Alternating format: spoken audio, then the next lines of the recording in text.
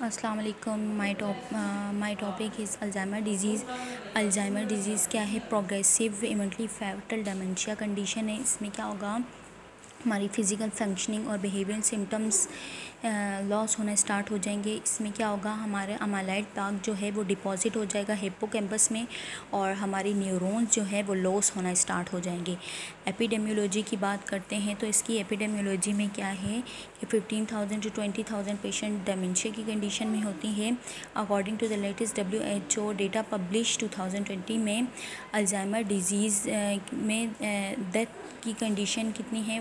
1.04 ratio total death condition है। Prevalence Alzheimer disease increase as 5% age जो है 65 to 74, 13% जो है वो 75 टू 84% एंड 33.2% पीपल 85 और ओल्डर अल्जाइमर डिज़ीज़ हो सकता है। एटियोलॉजी, एग्जैक्ट एटियोलॉजी हमें नहीं पता, but genetical and environmental factor की वजह से हो सकता है। इसमें अदर फैक्टर्स हमारे पास advancing age, family history, trauma की वजह से हो सकते हैं। रिस्क फैक्टर में हमारे पास इंक्लूडिंग एज या रिजर्व कैपेसिटी, ब्रेन की head injury, down syndrome, depression की वजह से, माइल्ड कॉग्निटिव इम्पेयरमेंट की वजह से, hypertension, elevated low density lipoprotein, cholesterol, lipoprotein, diabetes की वजह से हो सकती है। पैथोफिजियोलॉजी में हमारे पास 2 सिग्नेचर लीजन हैं जिसकी वजह से अल्जाइमर डिजीज़ हमें हो सकती है।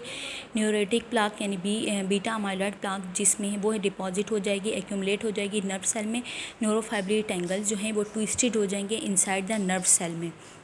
न्यूरोटिक प्लाक में हमारे पास क्या होगा, अमाइलॉइड प्रेकर्सर प्रोटीन जो है वो क्या करेगा, क्लेवेज करेगा बीटा सिक्रेटेज और अल्फा सिक्रेटेज। उसमें म्यूटेशन हो जाएगी क्रोमोसोम्स नंबर 21 में, जिसकी वजह से प्रोडक्शन अमाइलॉइड प्रेकर्सर प्रोटीन की प्रोडक्शन इंक्रीज़ हो जाएगी और वो एक्यूमुलेट हो जाएगा न्यूरॉन में और फिर हमारे पास अल्जाइमर डिजीज़ कॉज कर देगा। न्यूरोफाइब्रिल टेंगल्स दूसरी कंडीशन, इसमें क्या होगा कि टॉप प्रोटीन जो है माइक्रोट्यूब्यूल्स को स्टेबलाइज करेंगे अल्जाइमर डिजीज़ में।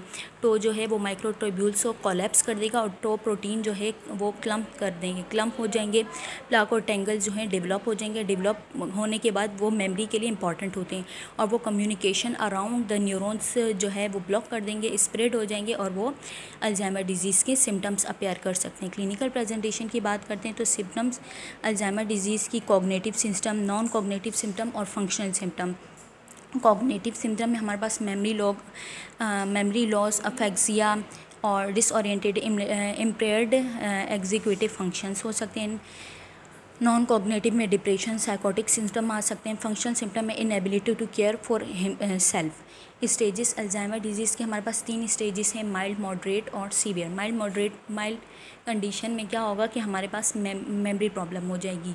मॉडरेट कंडीशन में हमारे पास क्या होगा, डिफ़िकल्टी होगी रिकॉल करने में recent event, date, year, season वगैरह में और डिल्यूशन वगैरह हो जाएगी। और लास्ट सीवियर कंडीशन में क्या होगा, patient loss ability to speak, walk and feed self, incontinence urine and faeces. Diagnosis हमारे पास क्या करवाएंगे हम, computed tomography and magnetic resonance imaging, cerebral fluid analysis, electroencephalogram diagnosis and diffusion tensor imaging advance neuro imaging technique है ageing condition में। ये marker है neurodegenerative PT scan. इससे हम जो अमाइलॉइड प्रोटीन और टॉप प्रोटीन की स्कैन वगैरह करवाएंगे और इससे हमें जो है डायग्नोस हो जाएगा। लेबॉर्ट्री टेस्ट में हमारे पास serum electrolyte, liver function test, serum B12 folate, thyroid panel, bloods count.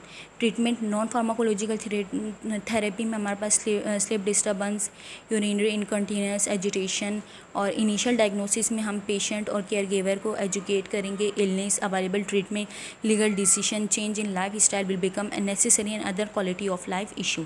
Pharmacotherapy of cognitive symptom में हम ब्लड प्रेशर मैनेज करेंगे, कोलेस्ट्रॉल, ब्लड शुगर को और रीजनेबल एक्सेप्टेशन और उसमें हम जो है दोज वो रिस्पॉन्ड टू ट्रीटमेंट में loss the benefit whose medication is stop. Pharmacological treatment में हम जो है कॉलिन स्टेरेस इनहिबिटर यूज़ करेंगे जिसमें डोनिपेजिल, रेवेस्टिगमीन और जेलेंटिमीन यूज़ करेंगे और NMDA रिसेप्टर एंटागोनिस्ट में हम मेमेंटीन यूज़ करेंगे।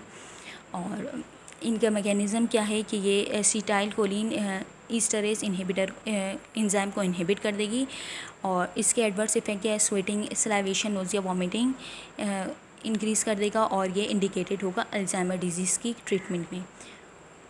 और ये क्या है, ये मेमेंटीन ये ब्लॉक करेगा ग्लूटामर्जिक न्यूरोट्रांसमिशन को। इंडिकेशन क्या हमारे पास अल्जाइमर डिजीज़ में यूज़ करेंगे और इसकी साइड इफ़ेक्ट क्या है, कॉन्स्टिपेशन, कन्फ्यूजन डिजीज़। फार्माकोथेरेपी हमारे पास नॉन कॉग्निटिव सिम्टम में हम एंटी साइकोटिक यूज़ करेंगे, एंटी डिप्रेसेंट और एंटी कन्वर्जन। एंटी साइकोटिक में हमारे पास एरिप्राजोल, ओलेंजापिन, क्यूटेपिन एंड रिस्पेराडोन। एंटी डिप्रेसेंट में सिटालोप्राम, इस्टेलोप्राम, फ्लक्सिटीन, पैरोक्सिटीन, सिट्राप्राम, मिर्जाटिपिन एंड ट्राइजोडोन यूज़ करेंगे। एंटी कन्वर्जन में हमारे पास कार्बाजिपिन एंड वल्पुरिक एसिड यूज़ करेंगे। Thank you.